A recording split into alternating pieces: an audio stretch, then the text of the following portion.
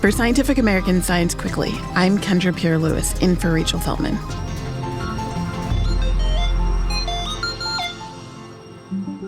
You're listening to our weekly science news roundup.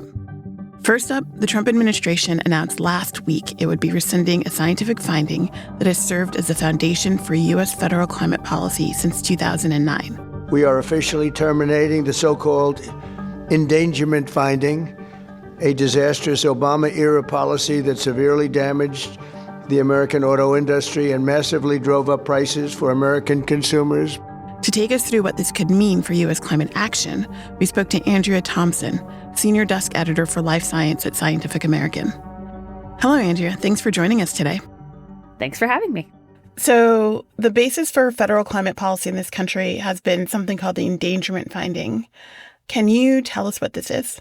Yeah, so basically you start with the Clean Air Act. So this is the legislation passed in the 70s that gives the EPA the authority to regulate air pollutants that affect human health. And so the endangerment finding is sort of the legal and scientific argument that, yes, greenhouse gases do affect human health. So greenhouse gases are...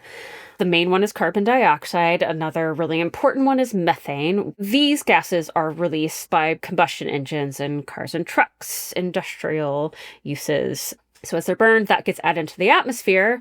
And effectively, those gases preferentially trap infrared radiation or heat that's coming away from the Earth. So the temperature of the atmosphere and the surface of the Earth is getting warmer and warmer and warmer every year. And so the endangerment finding, this came about because of a lawsuit from environmental groups and states and led to a Supreme Court case in 2007 called Massachusetts v. EPA.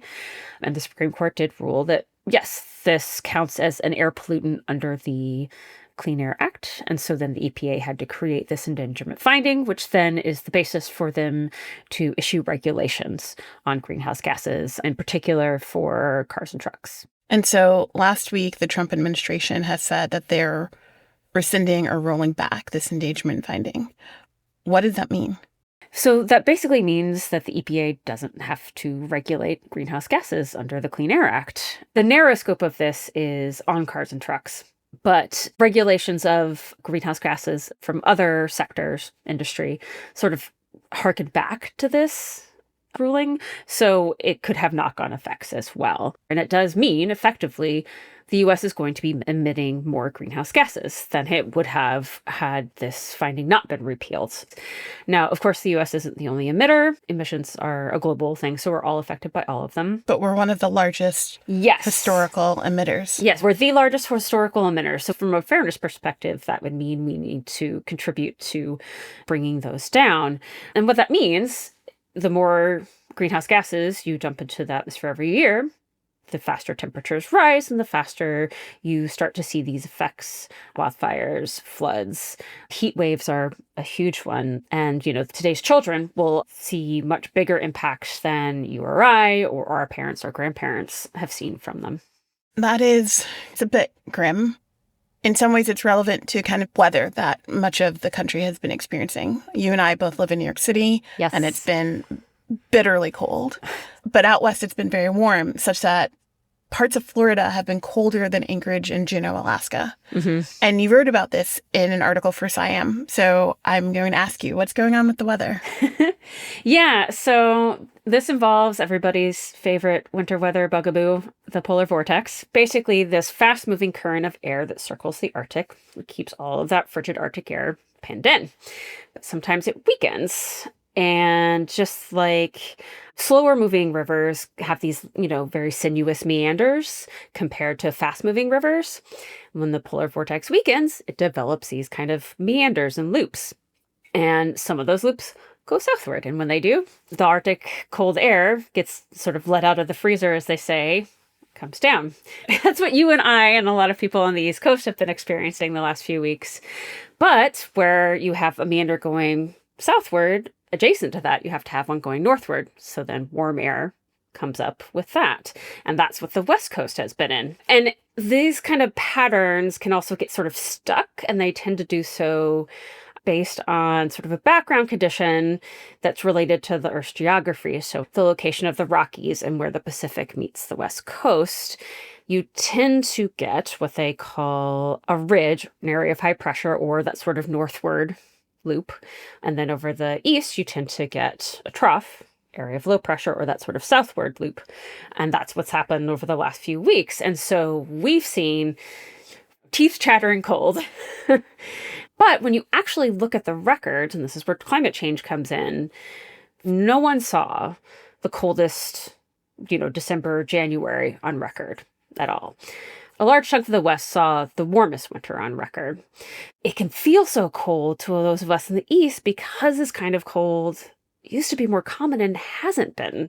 It's interesting that you say that because I used to own snow boots. I don't anymore because we haven't had the kind of snow that earmarked my childhood. But I do think, to your point, that that's another element of this, is that we're losing the memory of what weather should be like because of climate change. Yeah, no, absolutely.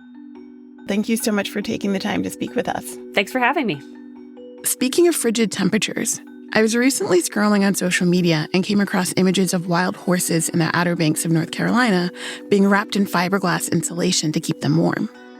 As someone who sometimes struggles to detect AI images, even I could tell these images were fake.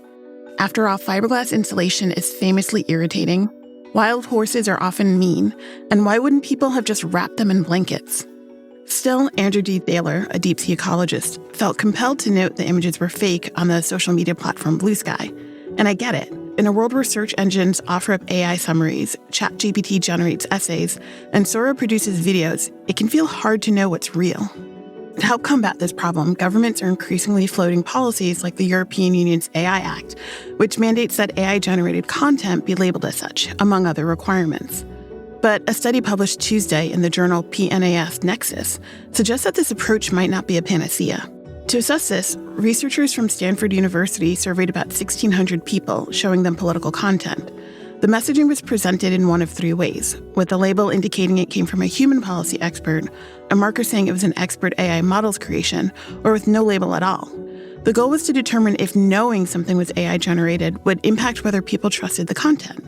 But it did not. The researchers found that labeling didn't lead to any significant differences in how people felt about the policies, if they believed the messages to be accurate, or whether they intended to share it.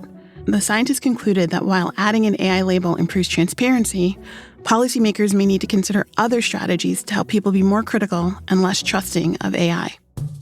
And in Olympics news, we bring you the science behind the bizarre scandal known as Penisgate. If you're unfamiliar, Penisgate involves Olympic ski jumpers allegedly injecting their penises with hyaluronic acid to get a competitive edge. You may have heard of hyaluronic acid in the context of skincare.